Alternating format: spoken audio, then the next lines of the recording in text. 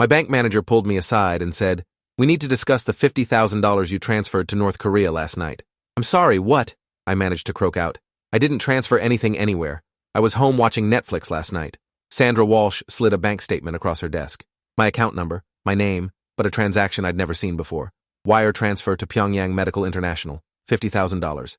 Timestamp, 11:43 p.m. "The transfer was authorized using your online banking credentials," she said. "IP address matches your home connection. The authorization code was sent to your registered phone." I grabbed my phone with shaking hands. There it was in my texts. Authorization code 892154 for international wire transfer. Sent at 11:39 p.m. I take sleeping pills every night and I'm unconscious by 10. Sandra pulled out another document. Mercy General Hospital letterhead.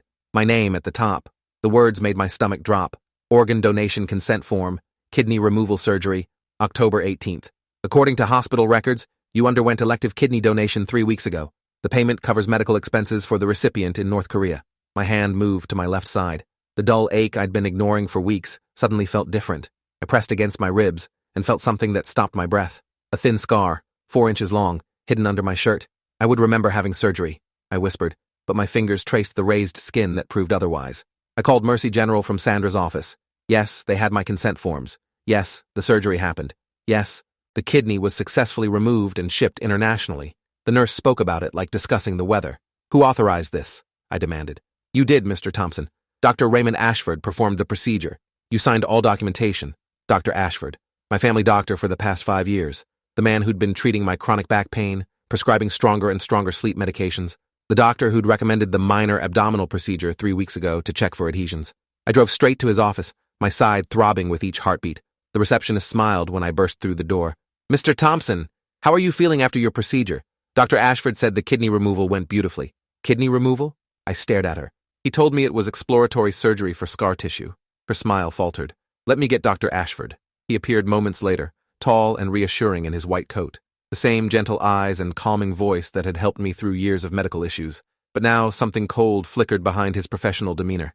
"David, wonderful to see you up and about. Your recovery has been remarkable." "You stole my kidney," I said flatly. Dr. Ashford glanced around the waiting room full of patients, then guided me toward his private office.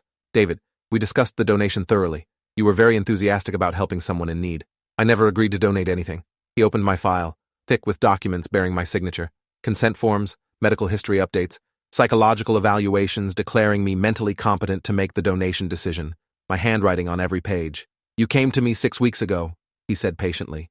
"You'd been researching kidney donation online.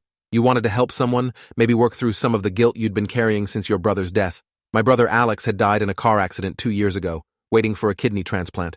But I'd never mentioned considering donation to Dr. Ashford. I'd never even considered it myself. These signatures," I said, studying the documents. "This isn't how I write. The loops are different." Dr. Ashford's expression hardened almost imperceptibly. "David, you've been under significant stress. Memory issues aren't uncommon after anesthesia. The medications I've prescribed for your sleep problems can also affect recall. The sleep medications. Stronger doses every month for the past 6 months.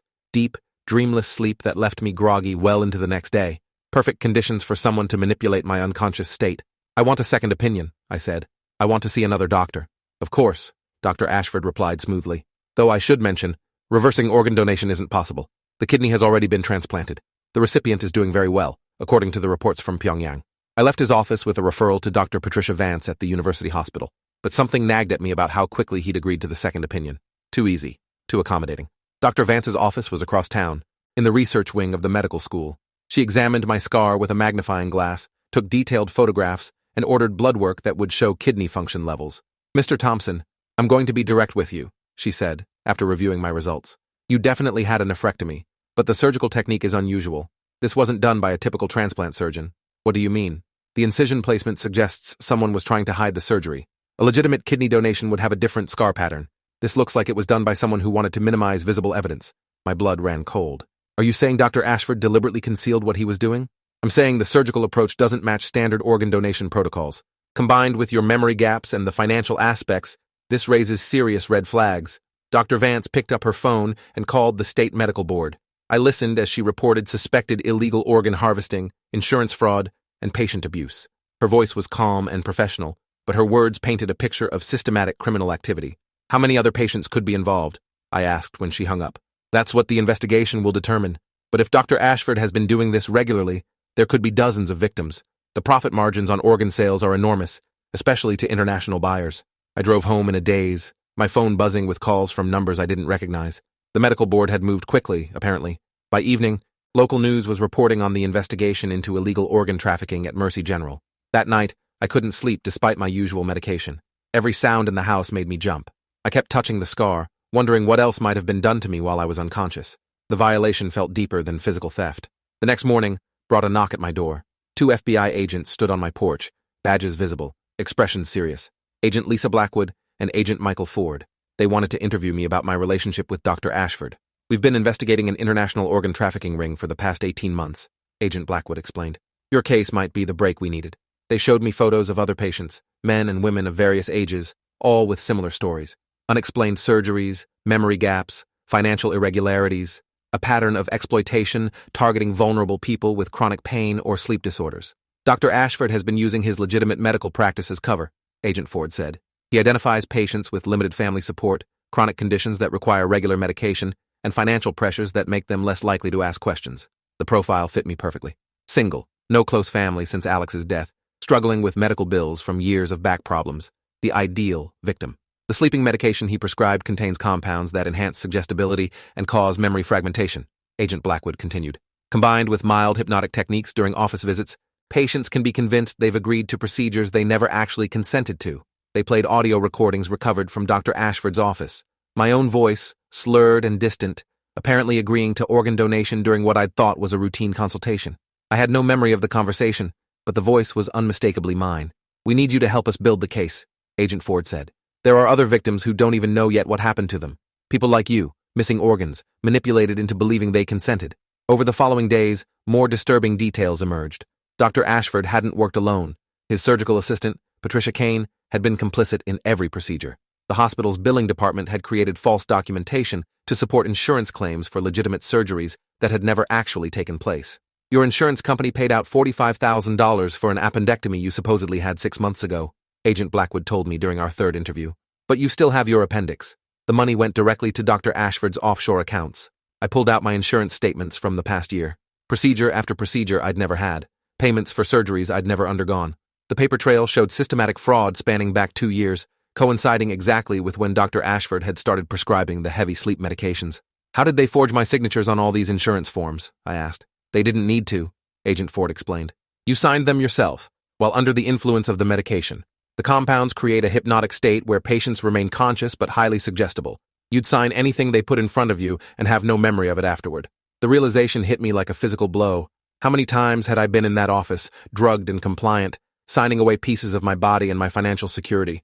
The agent's investigation was revealing victims who'd lost kidneys, parts of their liver, corneas, even bone marrow, all while believing they were receiving routine medical care. There's something else, Agent Blackwood said, her voice gentler now. We found communications between Dr. Ashford and several other medical professionals. This operation extends beyond just one practice. She showed me emails between Dr. Ashford and doctors in 3 other states, discussing patient selection, surgical techniques, and distribution networks. The organ trafficking ring had been operating for at least 5 years, with dozens of medical professionals involved. Your kidney wasn't just sold to North Korea, Agent Ford continued. It was part of a larger shipment. The same week your organ was harvested, 4 other patients in different states underwent similar procedures. All the organs were transported together through a network that included diplomatic channels. The scope of the conspiracy was staggering. Medical professionals, hospital administrators, insurance companies, and even some government officials had participated in or turned a blind eye to systematic organ theft from American citizens. My phone rang constantly now. Reporters wanting interviews, lawyers offering to represent me in civil suits, other victims reaching out through mutual contacts. I felt overwhelmed by the attention and horrified by the stories I was hearing. Robert Mills called me on Friday afternoon. He'd seen the news coverage and recognized Dr. Ashford as his former physician. I thought I was going crazy, he said. I've been having memory problems and strange scars, but I trusted him completely. We met at a coffee shop downtown. Robert, a man in his 50s, showed me surgical scars he couldn't explain. One on his abdomen, another near his hip. His medical records showed procedures he didn't remember consenting to. I lost my job because of the fatigue and confusion, he said. I thought it was depression or early dementia. Now I'm wondering if he stole parts of me too. Robert had been seeing Dr. Ashford for 3 years, receiving the same sleep medications, undergoing the same pattern of increasingly invasive procedures. His story mirrored mine in terrifying detail. That weekend, Agent Blackwood called with disturbing news. They'd arrested Dr. Ashford, but during questioning, he'd claimed protection under a classified government program. He insisted his activities had been sanctioned by federal authorities for national security purposes. Is that possible? I asked. We're investigating, she said carefully. There are some unusual aspects to this case that suggest connections to intelligence operations. But I want to be clear that even if some government entity was aware of or involved in this operation, it doesn't make what happened to you legal or acceptable. The possibility that my government might have been complicit in my victimization added another layer of betrayal. If Dr. Ashford had been operating under official protection, how many other people had been sacrificed for whatever larger purpose justified organ trafficking? More victims emerged daily. The FBI had set up a hotline, and hundreds of calls were coming in from people who'd been patients of Dr. Ashford or the other doctors in the network. Many described the same symptoms: memory problems, unexplained fatigue, surgical scars they couldn't account for, financial irregularities related to medical procedures. We're looking at potentially 300 victims across 7 states, Agent Ford told me. Some people lost multiple organs over several years. Others were subjected to experimental procedures that weren't related to organ harvesting, but to testing new surgical techniques or pharmaceutical compounds. The revelation that some victims had been used for medical experimentation made my stomach turn. People had been turned into unwilling test subjects, their bodies violated not just for profit, but for research purposes. I started attending support group meetings with other victims. We met in a community center conference room, sharing stories and strategies for dealing with the aftermath. The psychological trauma was often worse than the physical effects. I don't trust my own memories anymore, said Kenneth, a man in his 60s who'd lost part of his liver. If they could make me forget having surgery, what else did they make me forget? What else did they make me do? The group sessions were both helpful and disturbing. Learning that others shared my experience provided validation, but hearing the full extent of the crimes committed against us was overwhelming. James, a veteran in his 40s, had discovered that his teenage son had also been targeted. They convinced me to bring him in for a routine checkup when he turned 16, he said. Now he has scars he can't explain, and his immune system has been compromised. The targeting of minors added another dimension to the horror. Children had been victimized alongside their parents, subjected to procedures they were too young to understand or consent to, even in a manipulated state. As the investigation expanded, connections to my insurance company became clearer. Blue Cross Meridian had been actively collaborating with the medical network, approving fraudulent claims and sharing patient data to help identify potential victims. Your insurance company knew exactly what was happening, Agent Blackwood explained during one of our meetings. They were receiving kickbacks for every fraudulent claim they processed. The more procedures they approved, the more money they made. The betrayal by my insurance company felt almost as profound as the medical violations. I'd been paying premiums for years, trusting that they would protect me from fraudulent medical charges. Instead, they'd been profiting from my victimization. Legal proceedings began moving forward rapidly. Federal prosecutors had enough evidence to pursue racketeering charges against the entire network. But the investigation had also uncovered connections to foreign governments that complicated the legal landscape. North Korea wasn't just buying organs, Agent Ford told me. They were also providing intelligence and logistical support for the trafficking network. Your kidney wasn't just a medical transaction. It was part of a broader relationship between the trafficking ring and hostile foreign powers. The national security implications meant that some aspects of the case would be classified, potentially preventing victims from learning the full truth about what had happened to them. The government's desire to protect intelligence sources and methods was conflicting with our right to understand the crimes committed against us. I hired my own attorney, Margaret Foster, to represent me in civil proceedings against all the entities involved in my victimization. The potential damages were substantial, but recovery would depend on the outcome of the criminal cases and the ability to access frozen assets. The hardest part will be proving the full extent of the harm, Margaret explained. Physical damages are clear, but the psychological impact, the violation of bodily autonomy, the theft of your fundamental right to make decisions about your own body, these are harder to quantify in monetary terms. During discovery, we learned that Dr. Ashford had kept detailed records of every patient he'd violated. My file contained not just medical information, but psychological profiles, financial assessments, and even notes about my personal relationships and vulnerabilities. He studied you like a predator studies prey, Margaret said after reviewing the documents. Every conversation, every interaction was calculated to increase your vulnerability and dependence on his medical authority. The file revealed that Dr. Ashford had targeted me specifically because of Alex's death. He'd seen my grief as an opportunity, understanding that my guilt about being unable to save my brother could be manipulated into consent for organ donation. Look at this, Margaret said, pointing to notes dated just weeks after Alex's funeral. He wrote that you were primed for organ donation conversion due to survivor guilt and medical helplessness regarding sibling death. He planned this manipulation from the very beginning. Reading those clinical, predatory notes about my most painful personal experience felt like being violated all over again.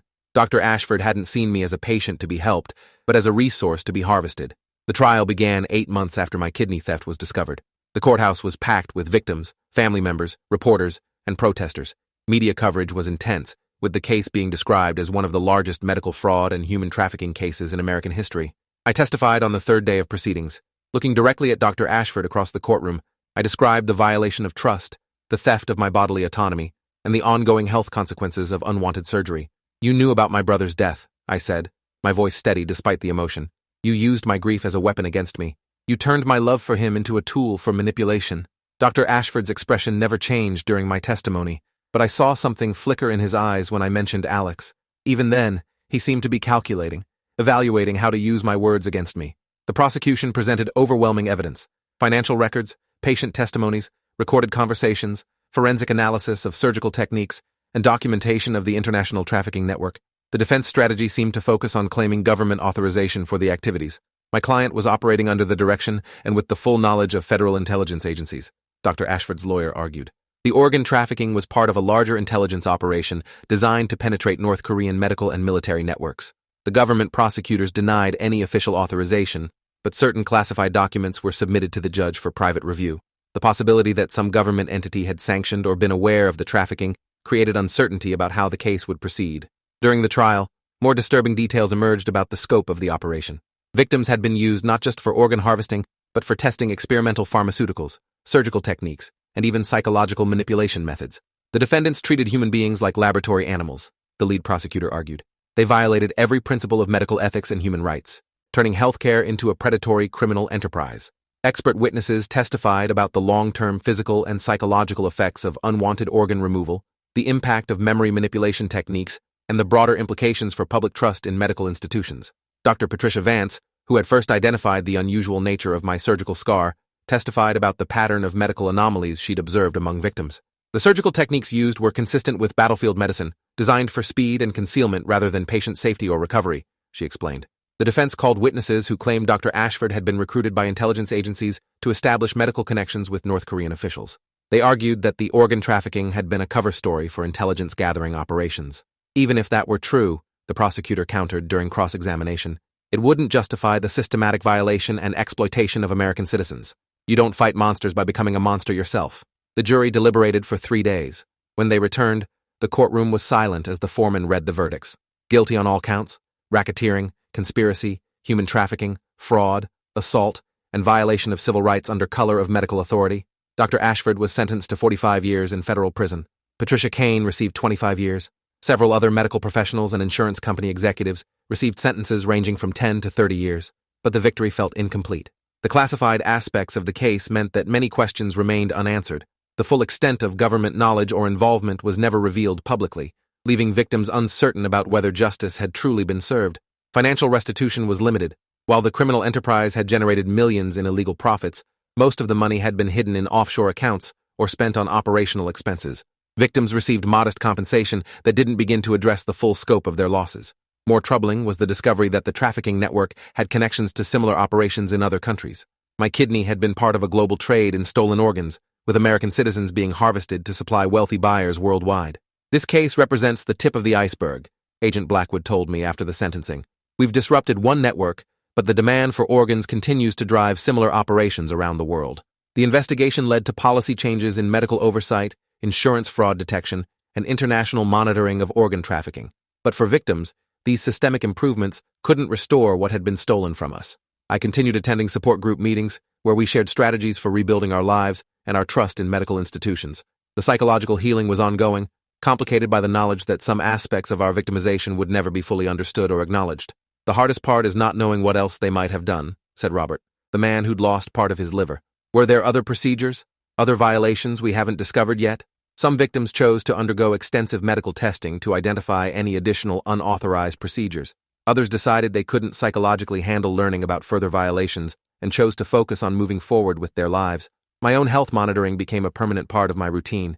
Regular kidney function tests, imaging studies to check for other surgical alterations, and psychological counseling to deal with the ongoing trauma of medical violation.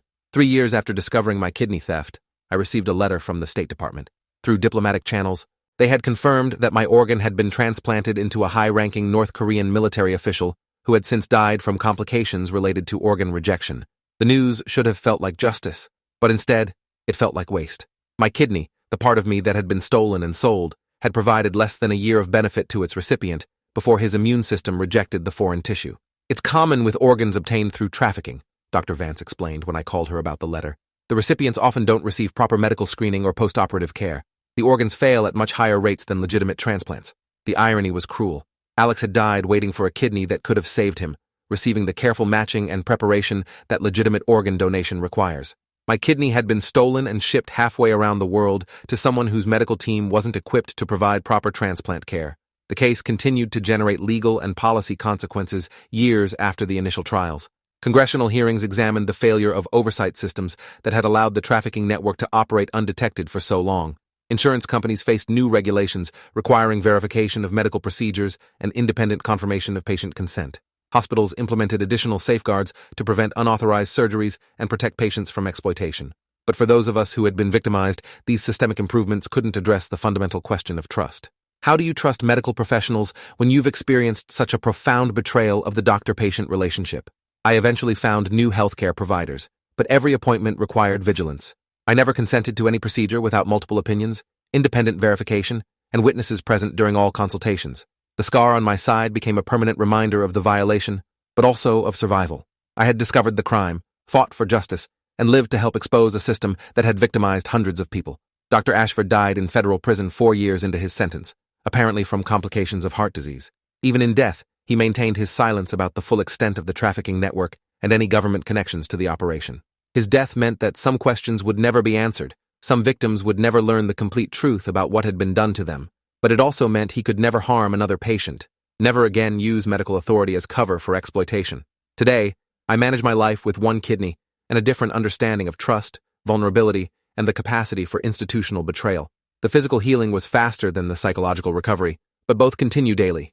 The experience taught me that monsters can wear white coats and speak in gentle, professional voices, that systems designed to protect us can become weapons against us, that survival sometimes means accepting that complete justice is impossible, but fighting for whatever accountability can be achieved. My kidney is gone forever, along with a part of my innocence about medical care and institutional protection. But I'm alive, I'm whole in ways that matter most, and I helped expose crimes that might otherwise have continued indefinitely. In a story full of violation and betrayal, that feels like enough.